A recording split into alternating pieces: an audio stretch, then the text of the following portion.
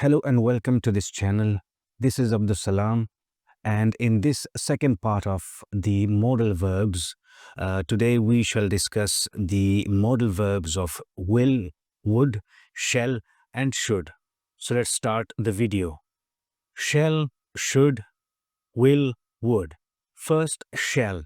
Shall is used for the first person in the simple future tense. In future tenses, shall is used for the first person, while will is used for all the persons, even for the first person. But shall is exclusive for the first person. The pronouns I and we, these are the first person pronouns. When they are used, shall is sometimes in formal English, shall is used. I shall, we shall. Will is used for all the persons, including I and we. I will is also correct. We will is also correct. But in today's world, in modern English, I shall and we shall, they are not very common. They are only used when the situation is very formal. For example, I will be or I shall be 25 next birthday. You will see that I am right. So shall and will, they are used in the future tense. Earlier, I explained that shall is used only with the pronouns, the first person pronouns I and we. But there are some cases when shall is used with all the other pronouns, all the other persons, the second person and the third persons. But when shall is used with pronouns other than I and we, it expresses a command, a promise, or a threat. A command, he shall not enter my house again. Normally, he will not enter my house again is the correct one, but here a command is expressed and more emphasis is there on the instruction, command. He shall not enter my house again. Or a promise, you shall have a holiday tomorrow. Or a threat, you shall be punished for this. These three situations, when they are necessary, when they are to be expressed, we can use shall with all the pronouns of all the persons. When shall is used with I and we, or any other pronoun for that matter, it also expresses the desire to ask the will of the person to whom we are talking. For example, shall I open the door? In this sentence, we are asking for the permission of the person we are talking to. Shall I open the door? Which pen shall I buy?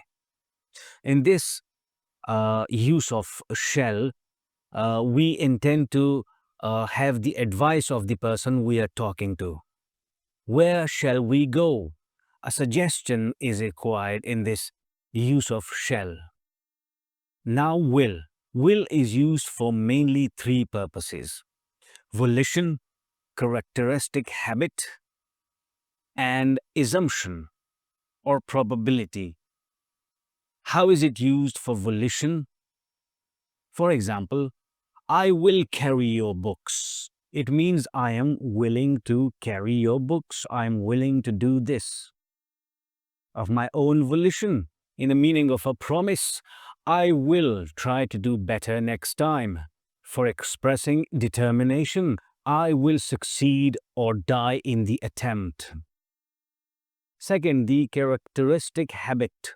For example, he will talk about nothing but films. It's his habit. He always talks about films. He will talk about nothing but films. Assumption or probability. This will be the book you want, I think. I think this is the book you want. So this will be the book you want, I think. Will is also used for invitations and requests. For example, will you have tea? Will you lend me your scooter? Next, should is the second form, past form of shall, and would is the past form of will. So they are used as the past equivalents of will and should. For example, I expected that I should get a first class. She said she would carry my books. She would sit for hours listening to the wireless. Should is also used and very commonly used with all persons, with the pronouns of all persons, to show obligation or duty. For example, we should obey the law. We should obey the law. You should keep your promises. Further, in the conditional clauses, should is used to express a supposition that may be true or may not be true. For example, if it should rain, they will not come. Nobody is certain that it will rain, but if it should rain, they will not come. Will and should, they are used in ways that is expressed in the following examples. For example, if I want to say, I want you to help her, we can say in a more polite way, I should like you to help her. This is a more polite way to say, I want you to help her. So, the more polite way is to say, I should like you to help her. Instead of saying, will you lend me your scooter? You should say, would you lend me your scooter?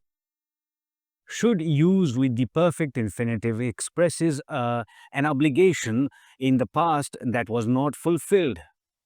For example, you should have been more careful. Should plus perfect infinitive have been. You should have been more careful. Should also expresses probability. He should be in the library. Means, I think he is in the library. He should be in the library. I wish you would not chatter so much. When would is used after the verb wish, it expresses a very strong desire. I need you not to chatter so much. It is a desire.